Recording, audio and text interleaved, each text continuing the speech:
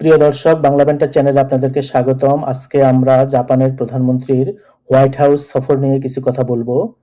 Japan মধ্যপ্রাচ্য থেকে তেল না পেলে ৮ মাস পরে তাদের অর্থনীতি ভেঙে পড়বে। জাপানের অভ্যন্তরীণ অর্থনীতি এর মধ্যে অনেক নাজুক আকার ধারণ করেছে। তবে ট্রাম্পের সাথে কিভাবে তাল মিলিয়ে নিজেদের স্বার্থ উদ্ধার করতে হয়, জাপানের প্রধানমন্ত্রী সেটা দেখিয়ে দিলেন।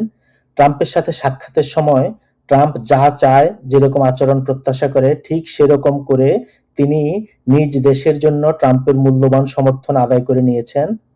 বিশ্ব শান্তির জন্য ট্রাম্পের প্রয়োজনীয়তার কথা বলে তাকে তেল মেরেছেন। ট্রাম্পের সাথে সাক্ষাতের সময় বিশ্ব শান্তি প্রতিষ্ঠায় ট্রাম্পের প্রয়োজনীয়তার উপর জোর দেন তিনি। তাকাইচি ট্রাম্পকে বিশ্বজুড়ে শান্তি অর্জনকারী হিসেবে বর্ণনা করেন এবং মধ্যপ্রাচ্য সহ বিশ্বজুড়ে গুরুতর নিরাপত্তা পরিস্থিতির মধ্যে ট্রাম্পই একমাত্র ব্যক্তি যিনি শান্তি নিশ্চিত করতে পারবেন বলে দৃঢ় বিশ্বাস ব্যক্ত করেন। এতে খুশি হয়ে ট্রাম্পও জাপানের প্রধানমন্ত্রীকে জনপ্রিয়, শক্তিশালী নারী বলে অভিহিত করেন। তো জাপানের প্রধানমন্ত্রী সানায়ে তাকাইচি গত সপ্তাহে ডোনাল্ড ট্রাম্পের সাথে হোয়াইট হাউসে বৈঠক করে বাণিজ্য, জ্বালানি চুক্তি ও ইন্দো প্যাসিফিক নিরাপত্তা সুসংহত করার মাধ্যমে নিজেদের স্বার্থ সফলভাবে উদ্ধার করেছেন।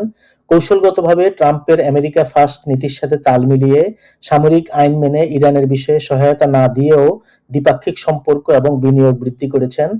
অর্থনৈতিক সমঝোতার ক্ষেত্রে জাপান যুক্তরাষ্ট্রে বিনিয়োগ বাড়ানোর প্রতিশ্রুতি দিয়েছেন এবং ট্রাম্পের নীতির সাথে সামঞ্জস্য রেখে মার্কিন এলএনজি বা তরলীকৃত প্রাকৃতিক গ্যাস আমদানির পরিমাণ বাড়াতে সম্মত হয়েছেন।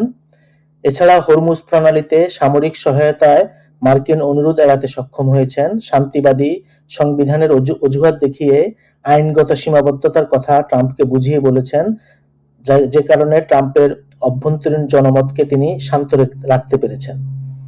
নিরাপত্তা জোট ইন্দো প্যাসিফিকে চীনের মোকাবেলায় যুক্তরাষ্ট্রের সাথে প্রতিরক্ষা ও কৌশলগত সম্পর্ক আরো শক্তিশালী করার বিষয়ে দুজনে একমত হয়েছেন।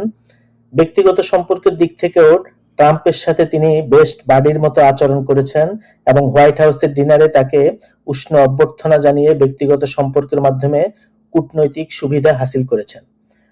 সম্পর্ককে আরো পার্সোনাল টাচ দিতে তিনি ট্রাম্পের ছেলের জন্মদিনে উইশ করেছেন এবং ছেলে কিভাবে এত লম্বা ও হ্যান্ডসাম হয়েছে সেটা তার বাবাকে দেখলে বোঝা যায় বলে ট্রাম্পকে মুখের উপর প্রশংসা করেছেন। বলা বাহুল্য, এসব শুনে ট্রাম্পের দু কান জুড়ে হাসি ছিল দেখার মতো। শীর্ষ বৈঠক শেষ হয়ে যাওয়ার পর ওভাল অফিসে আয়োজিত দুই নেতার যৌথ সংবাদ সম্মেলনে হঠাৎ একটি বিতর্কিত তুলনার দৃষ্টান্ত তুলে তাকাইচির জন্য বিরক্তির কারণ তৈরি করেন ট্রাম্প। জাপানের প্রধানমন্ত্রী যদিও কোনো রকম মন্তব্য না করে বিষয়টি এড়িয়ে গিয়েছিলেন। সংবাদ সম্মেলনে উপস্থিত সাংবাদিকদের একজন ট্রাম্পের কাছে জানতে চেয়েছিলেন, যুক্তরাষ্ট্র ও ইসরায়েল ইরানে যৌথ সামরিক হামলা শুরু করার আগে জাপান ও অন্য মিত্রদের তিনি জানিয়েছিলেন কিনা। উত্তরে ট্রাম্প বলেন, তারা শক্ত হাতে এগিয়ে গিয়েছেন এবং সবার মধ্যে একটা সারপ্রাইজ তৈরি করে নিতে কাউকেই কিছু জানাননি।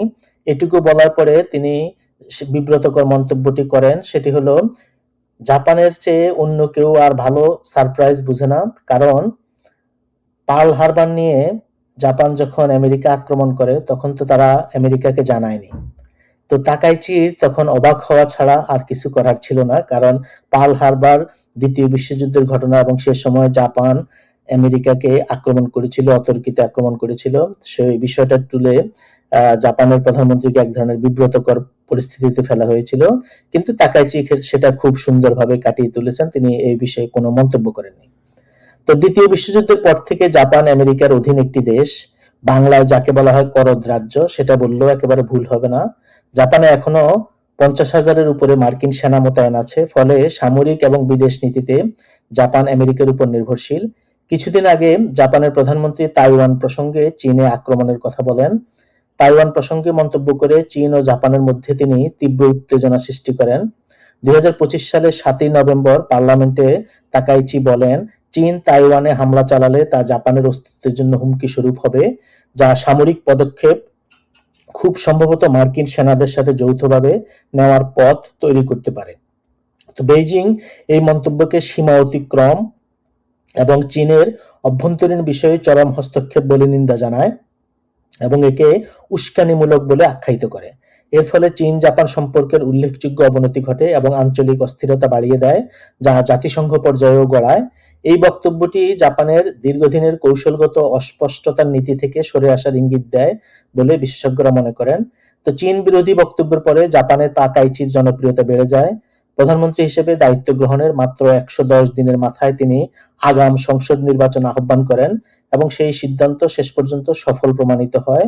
ভোটাররা তার অর্থনৈতিক কর্মসূচি, অভিবাসন ও চীনের বিষয়ে কঠোর অবস্থানের পক্ষে সুস্পষ্ট জনসমর্থন দিয়েছেন।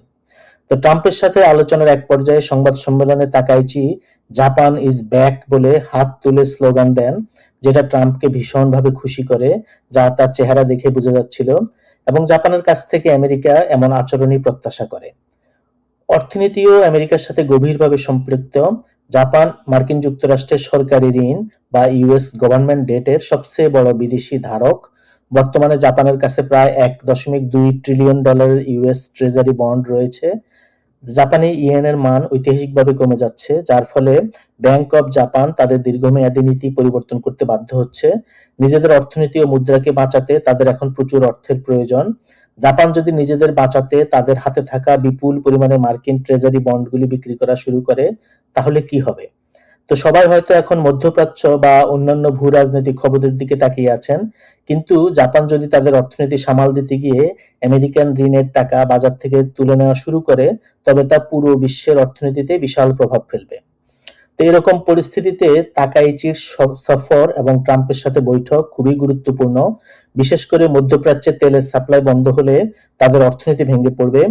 তো আলোচনায় তাকাইচি নিজের হিউমিলিয়েশন সহ্য করে হলেও দেশের জন্য প্রয়োজনীয় সবকিছু আদায় করে নিতে পেরেছেন।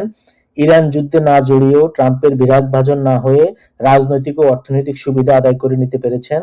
তাকাইচির এই সফর বিশ্বের অন্যান্য রাজনীতিকদের জন্য বড় শিক্ষা। ট্রাম্পের কাছ থেকে কিছু আদায় করতে হলে কি করতে হবে, তাকাইচি সেটা হাতে কলমে সবাইকে শিখিয়ে দিয়েছেন। আজ এ পর্যন্তই। Thank you.